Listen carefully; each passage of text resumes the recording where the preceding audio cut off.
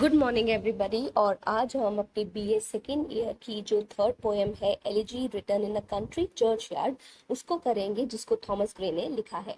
So you can listen this poem in 3 parts because elegy written in a country churchyard is a big poem, is a long and a lengthy poem, but it is very easy to understand. And again, I'm saying that listen to it carefully because it is having same themes again and again. Okay, so let's start. The curfew tolls the knell of parting day, the lowing herd winds slowly over the lea, the ploughman homeward plods his weary way and leaves the world to darkness and to me.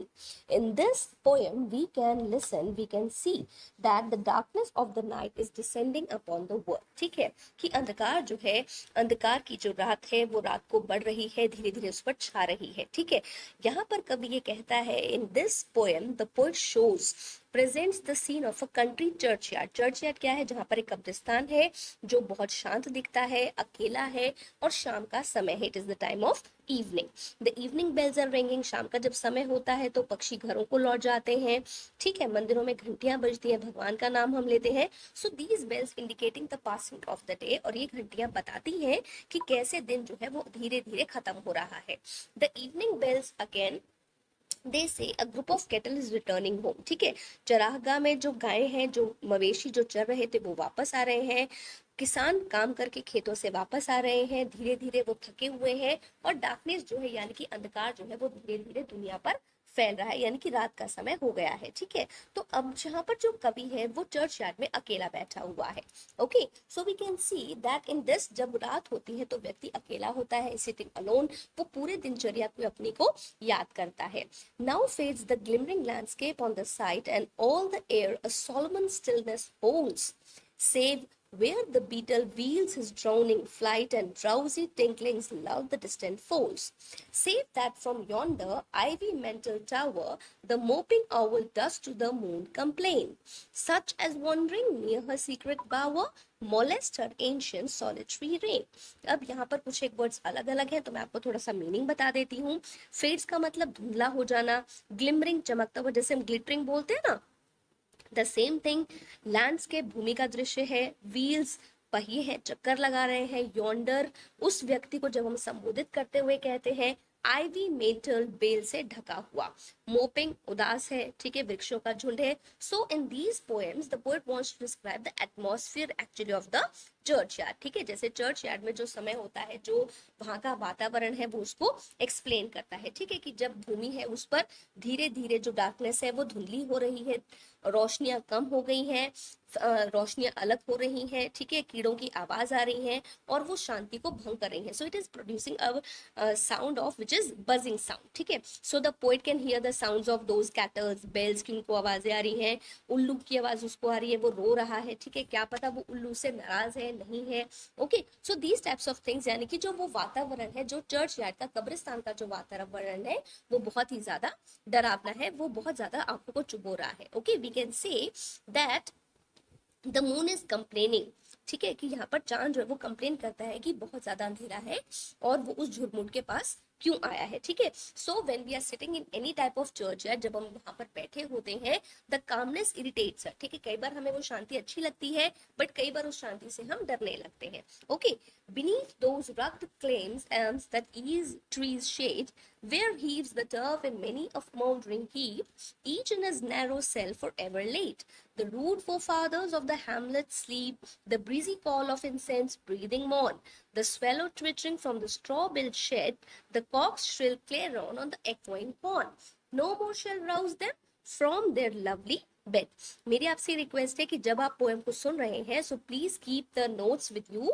आपको अपनी किताब को खोलकर रखना है, आपको अपनी poem को पढ़ना है, उसके बाद आप इसको इजीली समझ सकते हैं, सुन सकते हैं। दोबारा मैं बता दूं, this poem is written by Thomas Gray और पोएम का नाम है elegy written in a country church yard. Okay, अब इसमें यहाँ पर कवि क्या एक्सप्लेन करता है? Here the poet explains and he describes the graves in the church yard. अब वो कब्रों के बारे में बात करता है। वो कहता है कि यहाँ पर वहां पर जो मेरे पूर्वज हैं वो सभी इन कब्रिस्तानों में दफन है, यानी कि वो इस दुनिया में मौजूद नहीं है, आराम कर रहे हैं, इन पर घास उग रही है, अब वो क्या है, हम उनकी बॉडीज जो है वो धीरे धीरे डस्ट को टर्न हो रही है, क्योंकि जो भी मृत्यु के बाद जो शरीर होता है वो धीरे धीरे मिट्टी बनना शुरू हो जाता है। और अक्सर ये कहा भी जाता है कि आदमी का जो शरीर है वो 5 तत्वों से बना हुआ है, मिट्टी उसमें से एक है। ओके, जब वो जो है जिंदा थे, जब उन्होंने बहुत ज्यादा काम किया, वो मुर्गे की बात पर उठ जाया करते थे, लेकिन अब वो मर चुके हैं, नाउ दे आर डेड, और उनकी जो आवाजें हैं हम उनको नहीं सुन सकते। Now they are sleeping in a sleep which is very eternal, जो कभी भी नींद टूटेगी नहीं, ठीक है। So the their sleep is everlasting. Okay, अब वो यहाँ पर रिक्वेस्ट करता है, लोगों को बताता है, he is addressing to the audience, जो उसको सुन रहा है, जो उनको देखता है, कि मेरे जो पूर्वज है वो इस कब्रिस्तान में लेटे हुए हैं और वो यहाँ पर आराम कर रहे हैं। Okay, off did the harvest to the sickle yield, their furrow of the stubborn glebe has broke.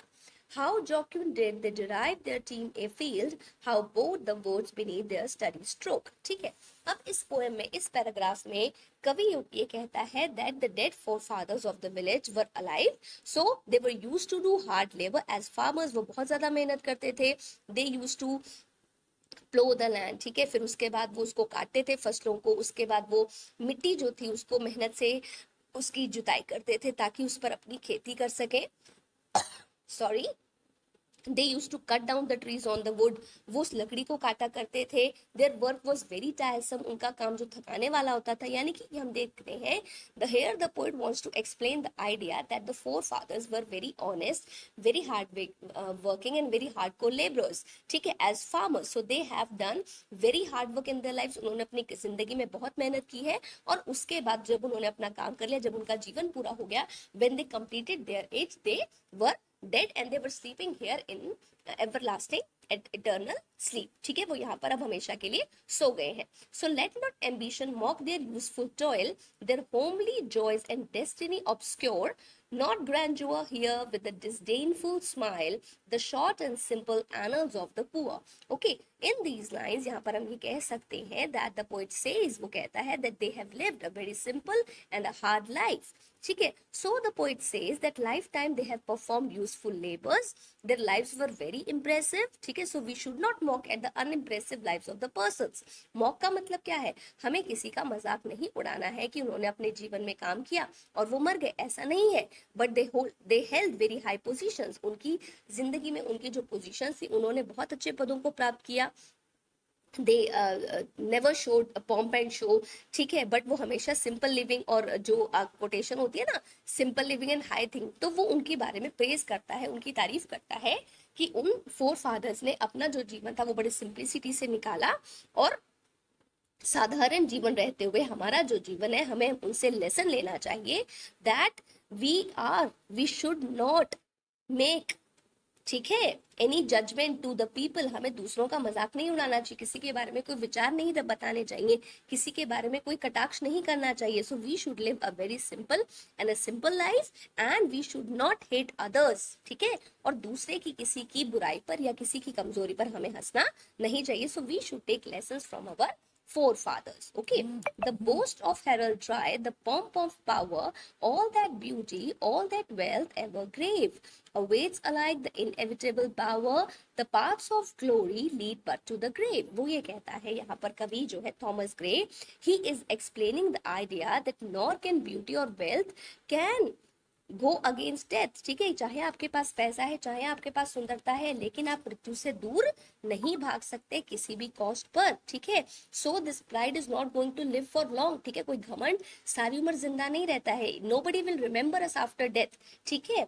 when we are going to attain a victory, or we must, but our life is going to get in the end, that is death. हमारे जितने भी जीवन में हमने कमाया है, जितना भी हमने अपनी जिंदगी को अच्छे से जिया है, हमने अपनी लाइफ में कोई भी अचीवमेंट ली है, जो हमारी जिंदगी के पास थे, जो ग्लोरी थी, वो कहाँ पर जाकर खत्म होती है, ग्रेव पर ही खत्म होती है। So nor you ye proud impute to these the faults, if memory over the tomb no trophies raise, where through the long drawn aerial and fretted vault the pealing anthem swells the note of praise। ये आपका 7th paragraph है। इसमें यहाँ पर Thomas Gray कहता है that it does not matter, ये कोई जरूरी नहीं है that no monuments were erected, ठीक है, कि आपकी अगर आपके बारे में आपने अच्छा काम किया है, हमारे फोर फादर्स के बारे में संबोधित करते हुए कहते हैं कि उन्होंने अगर कोई अच्छा काम किया था तो उनका जो जीवन था बहुत अच्छे से निकला, ठीक है, हमें उनको दोष नहीं देना चाहिए हमें, और वो हमसे कभी नहीं कहते कि आप हमारे स्मारक बनाइए, मॉन्यूमेंट्स बनाइए, ऐसा नहीं है, ठीक है, उनकी स्मृति में कोई स्मारक नहीं बनाया जाता है, but we go for eternal music, ठीक है। अब यहाँ पर क्या है कि हमने उनकी अस्थियों को भी इकट्ठा करके नहीं रखा है। सो हिज डेज, जो आप जिंदगी में जी रहे हैं, that is very important if you are living a good and a smooth life, ठीक है। अब 7th पैराग्राफ में आपके कई सारे वर्ड्स हैं, जैसे इम्प्यूट है तो हम उसमें दोष निकालने की इसको मीनिंग कहते हैं, ट्रॉफीज है तो स्मारक है, TOMB, टोम नहीं कहा जाता, इसको टूम कहा जाता है, और ये मकबरा होता है, ठीक है, जो कब्रें होती हैं तो वो मकबरे होते हैं। तो हमें क्या है, ये बड़ी रिक्वेस्ट करता है, वो कहता है कि उनकी मेमोरीज को आप उनके अच्छे जीवन को याद कीजिए, उनसे प्रेरणा लीजिए, take some inspiration from their lives not by their tombs, यानी कि उनके मकबरों से हमें कोई प्रेरणा नहीं लेनी है, उन्होंने अपने जीवन में क्या किया, whatever they have done in their lives they should be taken। Can Storial urn or animated bust back to its mansion call the fleeting breath? Can honor's voice provoke the silent dust? Flattery soothe the dull cold ear of death? So in these life, अब जैसे earn होता है तो earn को हम अस्थि कलश कह देते हैं, मेंशन जो है वो शरीर हो जाता है, ठीक है, सूदे जो होता है वो सांत्वना हमें देते हैं। So in these lines the poet wants to explain, वो ये बताता है कि जब अमीर लोग मर जाते हैं, व्हेन रिच पीपल डाई, तो उनकी याद रखने के लिए हम मॉन्यूमेंट्स बनाते हैं, मेमोरियल्स बनाते हैं, ठीक है, स्टैच्यूज हम उनको बनाते हैं, so that we can remember the people. But वो कहता है कि अगर आप किसी को असली श्रद्धांजलि देना चाहते हो किसी की डेथ के बाद, वो ये है कि उसकी डस्ट को ग्रेव में रहने दिया जाए, लेकिन चापलूसी ना की जाए, ओके, बिकॉज जो वर्ड्स होते हैं, जब हम किसी की चापलूसी करते हैं, वो किसी मृत आदमी को जिंदा थोड़ा ना कर सकते, nobody can make any dead person alive, ठीक है, बिकॉज हम उसकी आवाज नहीं सुन पाते, हम उसको जिंदा नहीं कर सकते, but we can take inspiration from those people, ठीक है, by their deeds, by their things, by their works of appreciation, हम उनका कोई भी काम करते हैं, हम उनके बारे में, हम उनकी बातों को सुनते हैं, गाथाएं सुनते हैं ना, so we must take inspiration from dead, ठीक है। तो यहाँ पर जो इस कब्रिस्तान में जो पड़ा है वो उनका निर्जीव शरीर है जिसमें जान नहीं है, उनकी आवाज कोई सुन नहीं सकता, हम उनको जिंदा नहीं कर सकते। सो थॉमस ग्रे कहते हैं just try to listen the inspiration they have given to us, okay। So next paragraph is, perhaps in the neglected spot is laid some heart once pregnant with celestial fire, hands that the rod of empire might have swayed wake to castigate the living lair। इसमें मतलब यहाँ पे ये है, कवि ये कहता है that some persons among the dead, जो फोर फादर्स हैं, उनके अंदर बहुत सारी एबिलिटीज थी, बहुत ज्यादा कैपेबिलिटीज थी, तो जो लोग यहाँ पर डरे हुए हैं, यहाँ पर जो मरे हुए हैं, जो लोग हैं जो कब्रों में आराम कर रहे हैं, the people who are living silently quietly in these graves, we should take inspiration, ठीक है, बिकॉज क्या है, क्योंकि हो सकता है कोई ग्रेट म्यूजिशियन के रूप में उसकी बातें निकल आए, ठीक है, तो वो इमेजिन करता है वो गिफ्ट्स को जो उन लोगों ने उनको दी, ठीक है, ऐसे गुण रहे जो लोगों को आगे हम ट्रांसफर कर सकते हैं, तो लेकिन हो सकता है कि शायद उनके अंदर कोई काबिलियत थी, people must having some capabilities to them, but the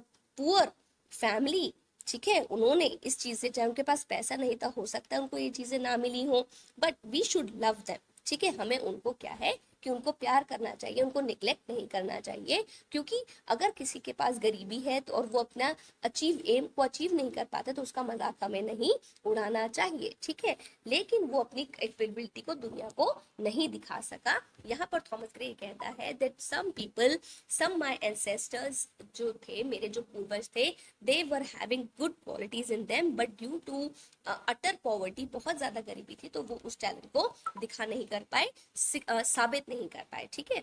तो आज के लिए हम इतना ही करेंगे, and the next day we will go for another to complete this poem. So if you have any query you can call us. Thank you.